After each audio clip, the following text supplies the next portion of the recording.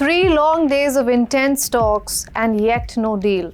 Pakistan and Afghanistan are struggling to get on the same page after border clashes. Soldiers and civilians have died, accusations have continued, and trade has come to a complete halt.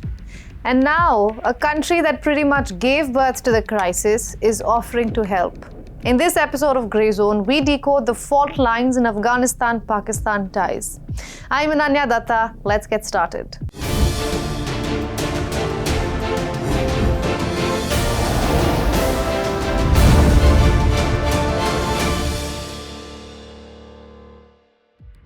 In mid-October, just as the Afghan Taliban's foreign minister was on his visit to India, reports started to trickle in from Spin Boldak Chaman crossing. It is often called the busiest gateways between Afghanistan and Pakistan. Some witnesses said that it started over a construction dispute. Pakistani forces were trying to build a new outpost near the crossing, and the Taliban saw this as a violation of their territory. Within hours, heavy shelling followed. Mortars, machine guns, drones, everything was deployed. The border was sealed, the Chaman bazaar shut down, hospitals were overwhelmed. In fact, images showed the Friendship Gate at the crossing had been damaged, a tragic metaphor for what was in store.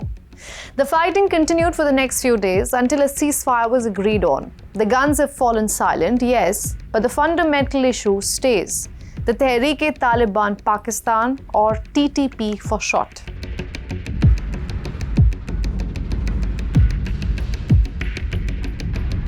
The TTP would have never been born without the Taliban. Their story began in the 1980s when the Soviet Union invaded Afghanistan.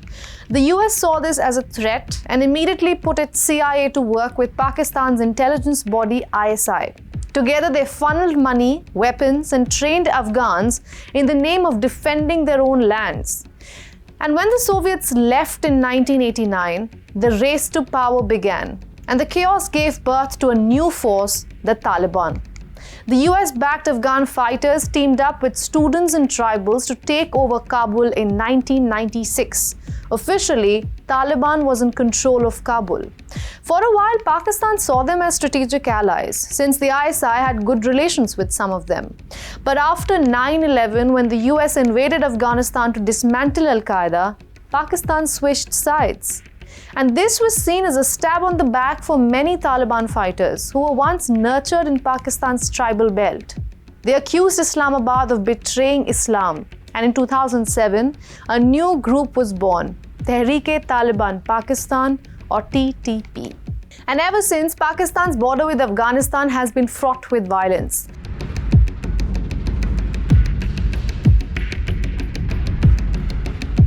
The fatigue of the decades-old issue can be seen in today's talks as well. As the talks stretched into the evening in Istanbul, both sides hit the same roadblock. Pakistan gave piles of evidence of violence by the TTP, and the Taliban refused to admit that it supports the TTP. In an implied way, both the countries, Turkey and Doha, Qatar, they pressed upon them that this is the main bone of contention, that your territory or your patronage or your support is there for TTP to operate in Pakistan. So we told them that this is something which everything hinges on this one clause. Today, through this conference, we wanted to convey to the world that these evils exist on their soil and that a specific circle within their military supports them.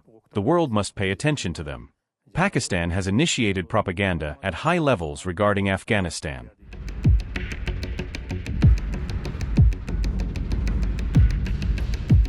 You see the irony. Today, the same country responsible for creating the Taliban, the United States of America, is saying that it can solve the crisis, quote-unquote, very quickly. And even if we let the past be in the past, Trump's mediation always comes with strings attached. In Congo, he wants rare earth minerals. In Armenia and Azerbaijan, he wants trade routes. And in Thailand and Cambodia, he wants leverage. The US president has made it utterly clear what he wants from Afghanistan, but he needs Pakistan's help for it. You mentioned in your remarks at the press conference something about backroom and bringing it back to the US. I'd like to get backroom back. How do you plan to do that, sir? They need a lot from us. And like to get it back. It should have never been given. Bagram should have never been given the airbase. It was gross incompetence to give that up.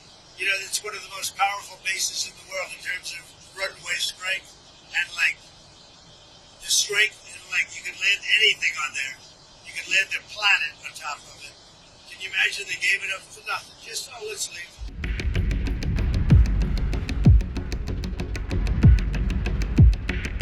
Now the ball is in Afghanistan and Pakistan's courts. They may sit across the table today, but between them lies decades of mistrust, infighting, and a conflict not created by them. Not to say they don't benefit from it time and again, but they shouldn't be under the illusion that Washington is here to help. Because in this part of the world, peace, just like war, is often outsourced. I'm Ananya Dutta. You've been watching Grey Zone. Thank you so much.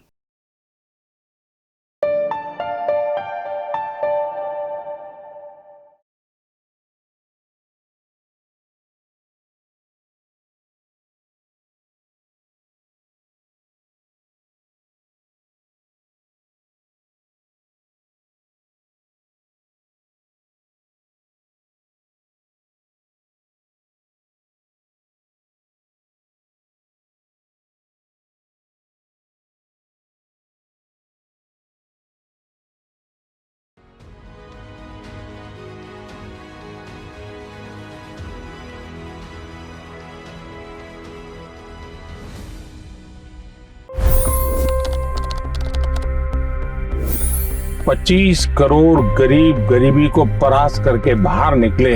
For the good of our nation, let's work together and let's truly make America great again. The fastest news breaks. Requested PM saying that look, you will have to speak to Putin and to Zelensky. The biggest news makers. The relationship with India is probably the most important bilateral relationship the US will have for the rest of this century. The capital delivered quite an election result today. Expert analysis. The million-dollar question today is how to stop this dance of death. Ground reports. I'm standing at the crossroad of the Kumbh Mela. Behind me are more than 100 entry guards.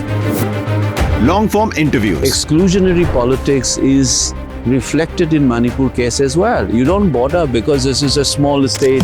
Deep dive into burning issues. It's often said DRC could be the richest country in the whole world. It's because of what sits underneath. Why exactly did the US topple the Sheikh Hasina government? HT videos. We don't just break news, we break it down.